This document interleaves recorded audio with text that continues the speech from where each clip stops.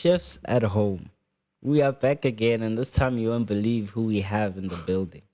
Mr.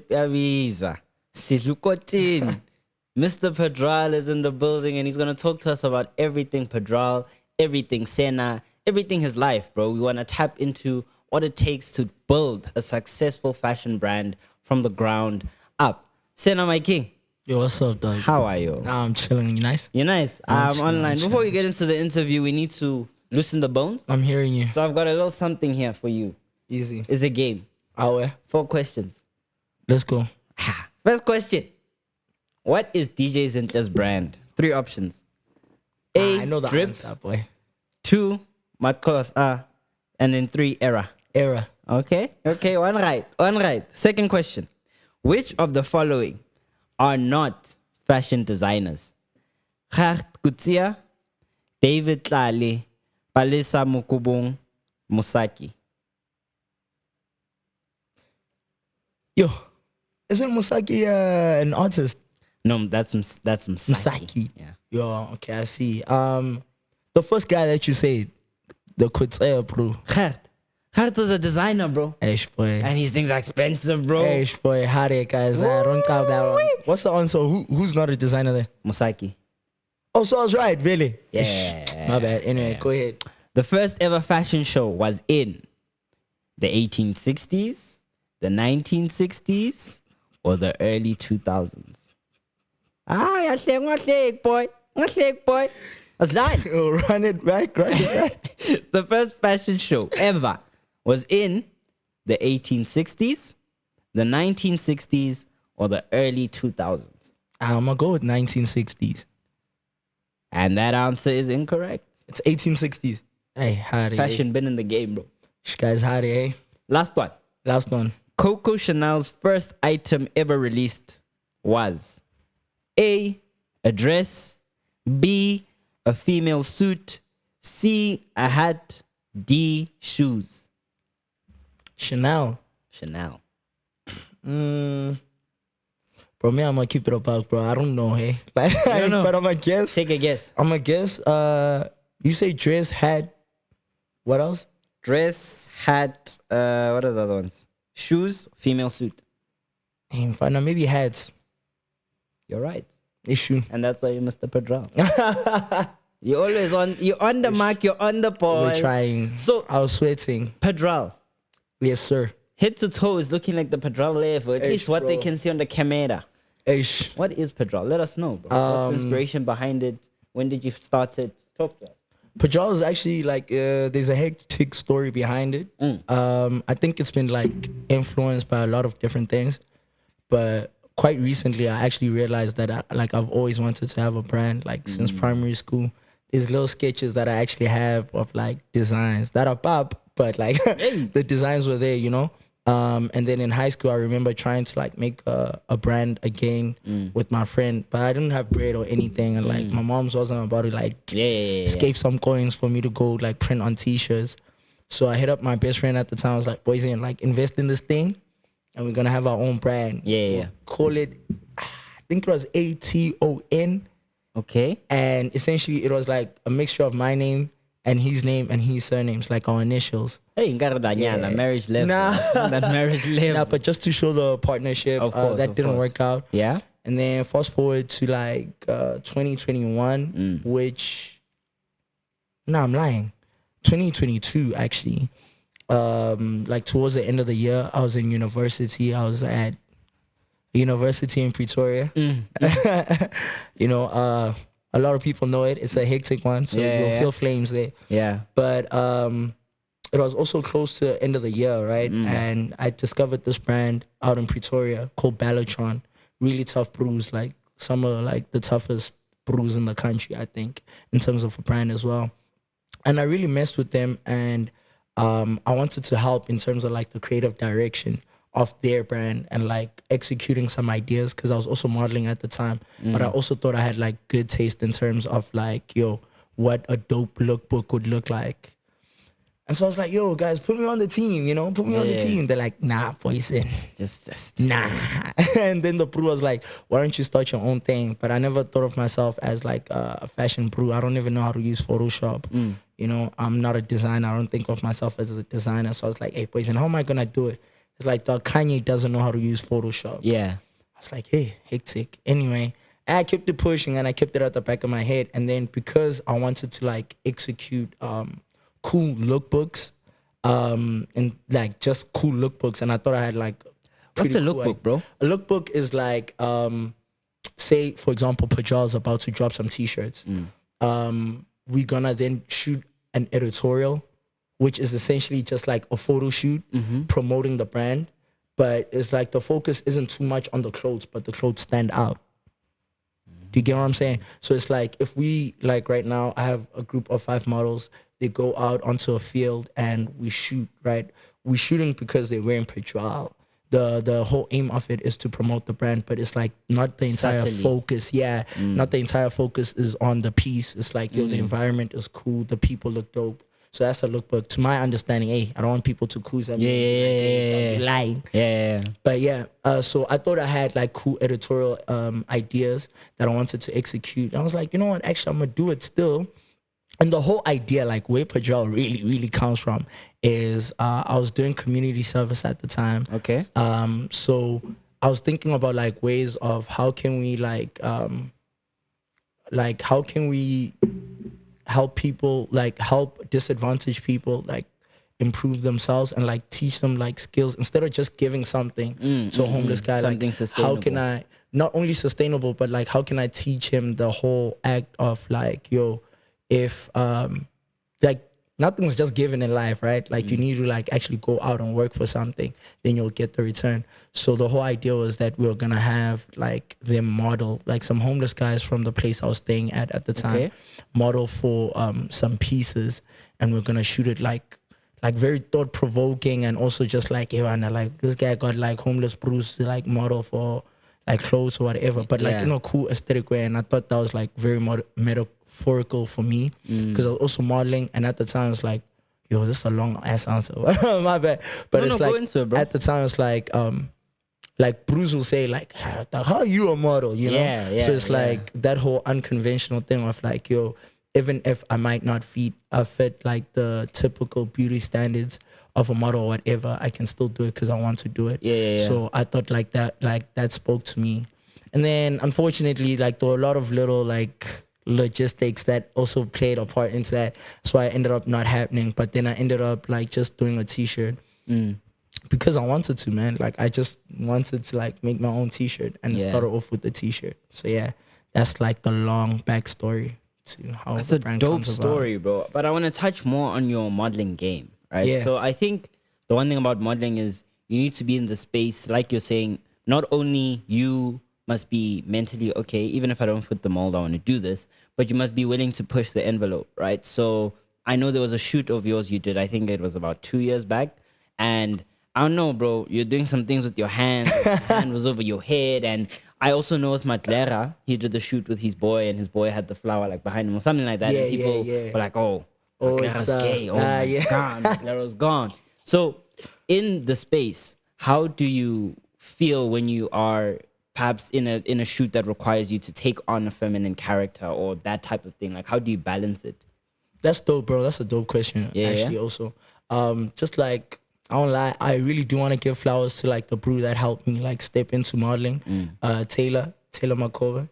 Though if I pronounce your surname, Harry Poison. But yeah, he's the face of Wanda Lapoto, if you guys peep. At the time, like, I thought he looked very similar to me. And I was like, dog, you killing it. Like, and you look like me, so how can I do it, you know? And he was just like, dude, just like reach out to people, but also like do this thing because you enjoy doing it. Like collaborate with people on the same level as you. Don't like look at it as like, yo, I'm gonna be the richest model right now, whatever. But like do it because you really want to do it, you know? And so I think that was like at the core of everything for me. Is like I really like appreciate and love the art of modeling. And man, I guess I'm a creative and like an artist or whatever in my own respect. And to me, it's like I'm open-minded as well. So, bro, if I know I'm straight, like, and I'm comfortable, like, I'm not in an uncomfortable position, which I have been in uncomfortable position in terms of like, this is unfamiliar and I've never done this before, but it's like, are you able to push yourself?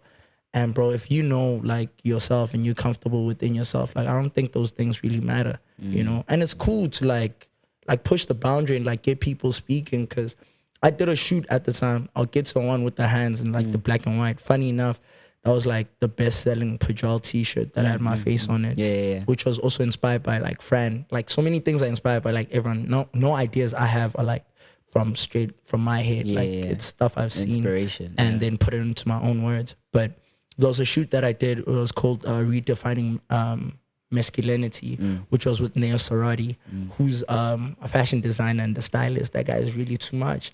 And I appreciate him because like he gave me an opportunity at the time where it's like I hadn't modeled with anyone. I don't even think I had a portfolio at the time, but I was just like, yo, bro, I'm trying to do this thing. Can I model for your brand? And it was like, yeah, he Ubered me there. Like, you know, it was a dope time. Those pictures ended up in a magazine in the UK, which was really cool. But like, they were very, very like feminine. But what we're trying to like convey is like different forms of masculinity.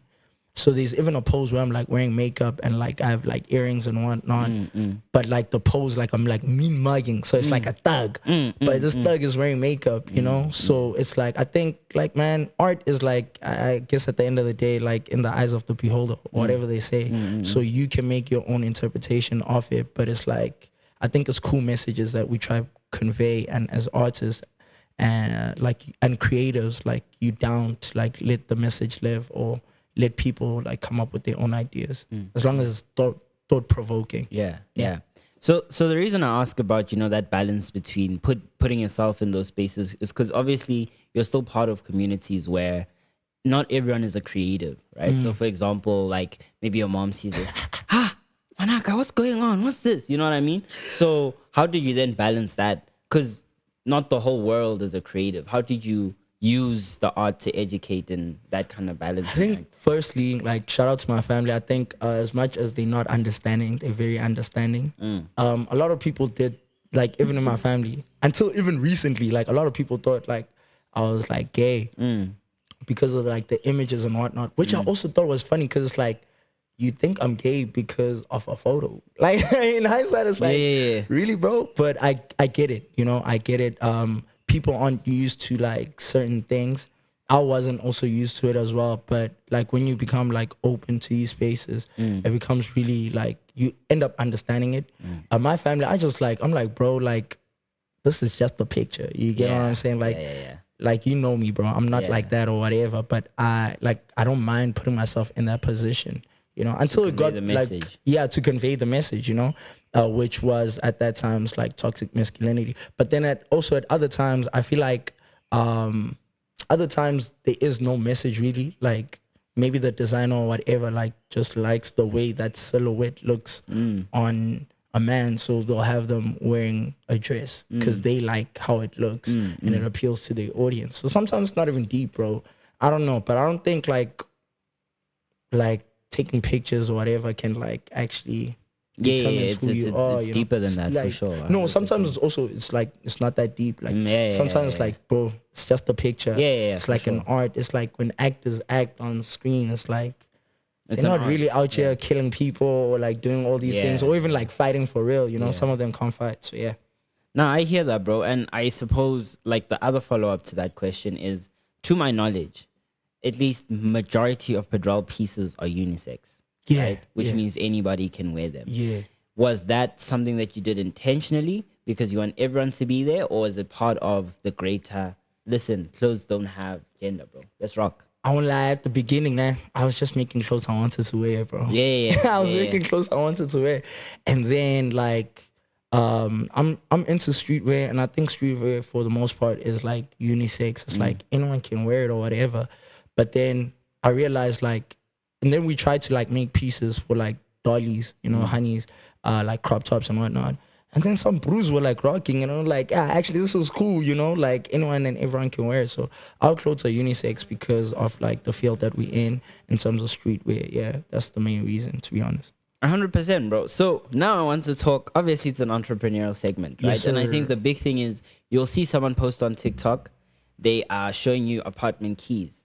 And you're like, put us on, like, right? So I want us not to be shy.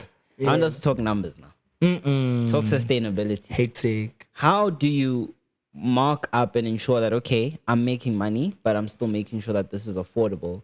And at any given time, what would you say is a measure of success? Like, are you always in the green? Sometimes are you just covering costs? What does what do the books look like for Padral?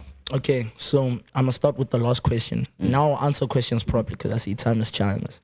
But in terms of like success, how I measure success in general is like, are you doing what you want to be doing, and is it like giving you the feeling that you want it to be giving you? First and foremost. In terms of like running Padral as a business, I don't lie, dog. And I think for most brand owners out there, like it's not easy, especially like in the early stages. And with Padral, how I tried to do it from the jump is like to make things affordable. Because I remember like liking a local streetwear brand, but I couldn't cop it because it was out of my budget. So I've tried to like make things affordable, but at the same time, it's like as quality increases or whatever, you need to mark up. So it's like at least you break even. You know what I'm saying? But people end up not understanding that. So what we're implementing now is like having different sectors where it's like this is slightly more affordable, but also you can't expect like the craziest quality. Then this quality is like crazier, but then you can't expect the prices from the other stuff. So I think that's how we managing to like figure it out. In terms of the numbers, hey bro, like it's our first year in. We've made a lot of mistakes. We're trying to figure it out, but like, hey, we're still here, so it's still going. Yeah. So what are on an average T-shirt, right? Someone wants to start a fashion brand, right? Let's say they want to penetrate the market of, let's say we're talking young fashion pools, right? So we're talking maybe the ages of 14 to about 18. They don't want to make it too expensive. How do they cost their things? Like, what do they say? They say, okay, I buy the plain tee for 200 Rand. If I want to make money, must I sell it for 400? Must I sell it for 350? Like, what's the rationale that they should be? I think coming into the game, you can't sell a T-shirt like for 4 clips unless it's like crazy. For me, at least, how I see it, like from my perspective, as well as being like a kid that no one knows from the blues. Like now you have a brand and your thing is 400. I think look at your cost though. Like definitely look at that. Sometimes you can get a mock T-shirt, so you're not making it from scratch, like with material or whatever, but you're already buying a blank. It's called a blank T-shirt, like the black T-shirt you're wearing right now. Then you go get it screen printed. So maybe the T-shirt costs you, if I'm being really honest, maybe like 50 Rand. The T-shirt costs you 50 Rand. Maybe you won't shy a screen print because screen print, there's another process that goes into it. Let's say you shy a DTF, which is a method of like putting a print on, right? They'll charge you maybe another 50, depending on how big your thing is. So now you're looking at like 100 Rand cost price. But there's other costs, like your transport cost or whatever. But let's just keep it at the 100 Rand for now. So I charge 100 Rand for the, I charge 50 for the tee, 50 for the design. It's in the early days. You can't charge yourself for the design if you designed it by yourself, you know? So that T-shirt is now 100 Rand. Maybe throw on 100 Rand on top of that. Then the T-shirt is 200 Rand. Then delivery cost, maybe that's 100 Rand or 50 Rand. So your T-shirt becomes roughly about like 250, 300 Rand, which is still affordable in like the greater scheme of things. But now you're not like killing yourself also, because within that 300 Rand, you know, you covered your transport cost. You got also a little something to be like, yo, at least I got a little profit off of that skipper that cost you 200 Rand to make or 100 Rand to make. Yeah. That's dope, bro. And I see that Padral recently launched their website. Please go check it out. Yes, but how did you know? Because I think half of entrepreneurship is spirituality, praying. The other half is preparation. The other third is timing. So when did you know that this is the right time for us to scale? Because that's essentially what a website allows you to do, right? Yeah. It gives you access to a greater market and it gives you access to more reach globally, whatever the case is. When did you say, okay, it's right now, let's rock? Yo, I won't lie. Yo, that's a really good question. But I also like, I won't even lie, bro. Sometimes I don't be looking at myself as an entrepreneur because I don't look at like things like the same way as entrepreneurs do, I guess. But maybe that's like also wrong because like, who am I to say how entrepreneurs look at things? But like, I'm a risk taker. Now, I won't lie to you. I take risks. I think the main reason why we got the website out, it was because we wanted to take ourselves more professionally. There's a lot of DMs that we missed because you're busy or whatever. You can't be checking DMs all the time. So it's like, how can we make this thing a little bit more self-sufficient? Where it's like, they don't, like, I can be sleeping and you can order yourself a t-shirt or shorts or whatever. Yeah. You know, so that was the thinking behind it. And also it's like, yo, we're a small brand, a young brand. It's dope to, like, for people to see, yo, these guys actually take themselves serious. Like, they have a whole website. So that was the thinking behind it. We're trying to, like, make it a little bit more, what's it called? Like, still, like, trying to, like, improve on, like, little things so that we don't run at a, like, a loss all the time. But there are cuts that we need to take at times, and we take it on. So I suppose as a young brand, the big question is, it's your first year of operation. Are you profitable? Nah, I'm not, bro. I'm not. I won't lie. Like, I'm not. And Bruce will tell you online, like, yo, I saw, shout out, yo, bro. Me, I love giving Bruce their flowers, eh? Yeah. Like, the brotherhood Bruce, like, one of them was like, yo, really make this thing look easy, but it's not. It's not. It's not. It's really tough, bro. Yeah. It's tough to be a profitable brand in general. I don't think even as a small brand or as a big brand, it's very tough, especially within our economy, within our country as well. It's like, there are a lot of, like, fashion pros, but some people don't even, like, care about fashion like that much. Like, why would I want to go buy a t-shirt that costs 400 rand when I can go buy a t-shirt from Mr. Price that costs 250 and I'll still look fresh or whatever, you know? So it goes, like, there's a lot of, like, layers into it. And so it becomes really hectic. So right now, we're not profitable, but luckily, thanks be to God, we're still going. And we're hoping to, like, later on in life, we can be profitable. And we can be at a stage where we, like, similar to a Galaxy Boy, where we're opening up stores and we have the ability to do that and charge, like, the amounts, and no one's complaining, like, yo, why is a Galaxy Boy skipper 700 rand? Nah. If you're going into the shop, you're going into because you know you want to buy that product and no questions asked. So, like, I know Todd's also said once, like, it took him 16 years for Galaxy Boy to be where it's at right now. You know, so it's like, yo, in our first year to be profitable, I would be lying. We're not. Yeah. But what does the loss then look like, or the break even? How much can someone that wants to start a brand today expect to lose? Because you need to lose to make. Simple business principle. You're right. I think it depends on your pocket, you know. I fund Padral myself, so it's coming from my pocket. So as long as I still have some cash to, like, go on for the rest of the month, and I can put some into the brand that will, like, push it a little bit. And thankfully, we have some supporters. Like, let me not lie and act like, yo, no one's buying. Yeah, or of course, whatever. of course, of course. So it's like, people are buying, which does, like, elevate us, but we're also getting into cool spaces where people are, like, now seeing the brand more. And so I think, like, next year is going to be a very good year for us.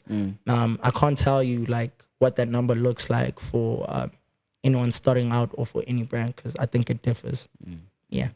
So Padral is new, but it's definitely here to stay. Sure. What should we be looking forward to in the next year, in the next minute, in the next second?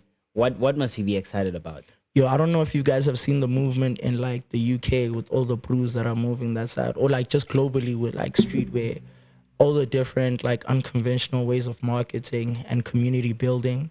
That's definitely where we're gearing towards.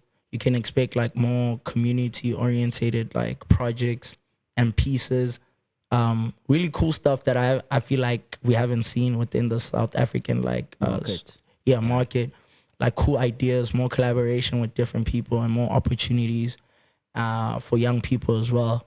Because I think that's also another thing that we strive for, to, like, create more opportunities. Yeah. From models to photographers to designers to even just, like, creatives who are in the back end. We strive to, like, give opportunities to those guys as well. Yeah. So more of that next year. Yeah. Yeah. So I want to hear from Sena. What is your inspiration? Business word of the day, business phrase of the day. There's your camera over there. Talk to the chicks. Yo, I want to say I'm inspired by life, but I feel like that's cheesy as hell, bro. Like, I'm inspired. I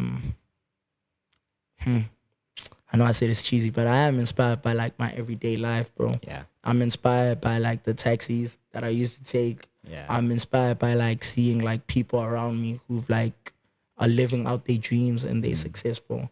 I'm inspired by the people who aren't even living out their dreams and are not successful. That also pushes me, you know? But yeah, bro, inspiration is everywhere. I think, yeah, can I say that? Inspiration is everywhere. I'm inspired by everything around me. Yeah, man. You heard it here first, folks, from Mr. Padral himself. Kira, something is cooking, and we just gave you the recipe. Online.